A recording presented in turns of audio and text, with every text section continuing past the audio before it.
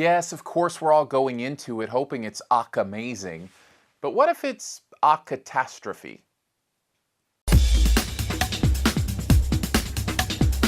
Pitch Perfect 2 is the sequel to the surprise hit Pitch Perfect, and the Barden Bellas are back, this time hoping to maintain their legacy after 3 national championships. All your favorites are back, including, of course, Anna Kendrick and Rebel Wilson.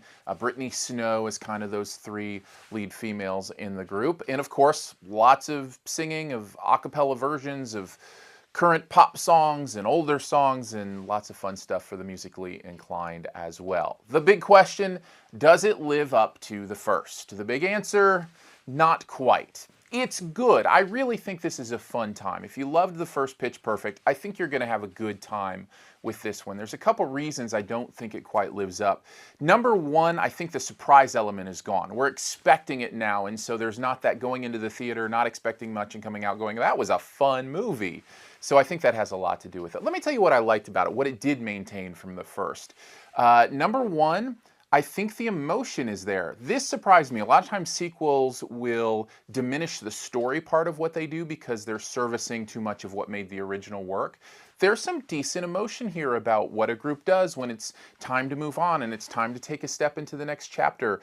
There are some moving scenes in this between these girls. I think a lot of that has to do with the acting. I think Anna Kendrick is really talented, and I think Brittany Snow is as well. And there are some moments between them that I think really, really work. Plus, the singing is good again. I think the music in this is phenomenal. They obviously have some great producers working on this a cappella stuff. Another soundtrack that's liable to be jammed in all sorts of audio devices over the next several years. I thought it was good stuff. So all that's good. My favorite part, let's call this the best thing. I love the announcers in this. Elizabeth Banks and Michael Higgs, maybe, I think is his name. Anyways, that pair, that duo that kind of announce the gigs that they do, they slay me. And just the matter-of-fact delivery of this over-the-top and often politically incorrect stuff is just, there's something about the way that's done that is mind-blowingly hilarious to me. I don't know what it is. And I even didn't mind that they kind of forced them in throughout the movie because I thought they were so funny. I just wanted to see them in every situation. And I should mention Elizabeth Banks, who is the female in that couple.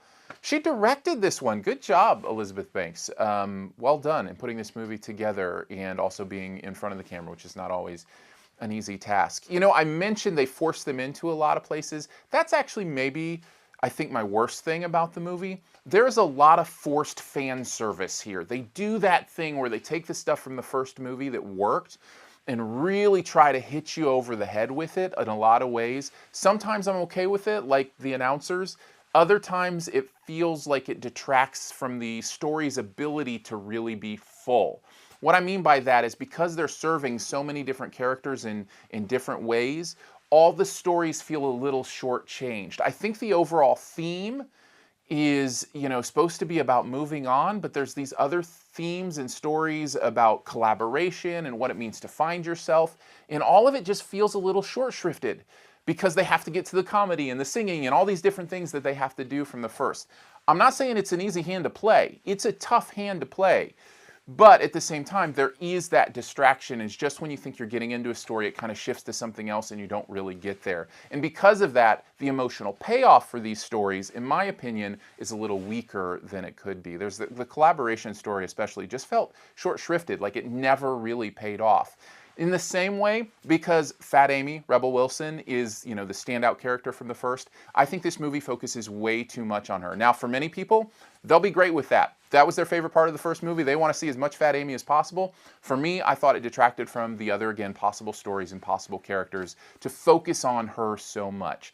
Now, having said all that, I still had a great time. I laughed a lot. I enjoyed the music. And at the end of the day, I think that's why you're going to Pitch Perfect 2. So I think you'll probably have a great time. Overall, I say right around a B. So really, a pretty good movie for me. And I think others will even enjoy it even more. Although I doubt many will enjoy it as good as the first. Thanks for checking out this review of Pitch Perfect 2. Other reviews, if you click the eye up in the corner, And to list some other reviews as well as a way to support the station and where to go for the website. Also, you can subscribe down in the lower corner and subscribe to the channel so you don't miss any new stuff. As always, I'll give you 5 extra seconds here to hit the subscribe button.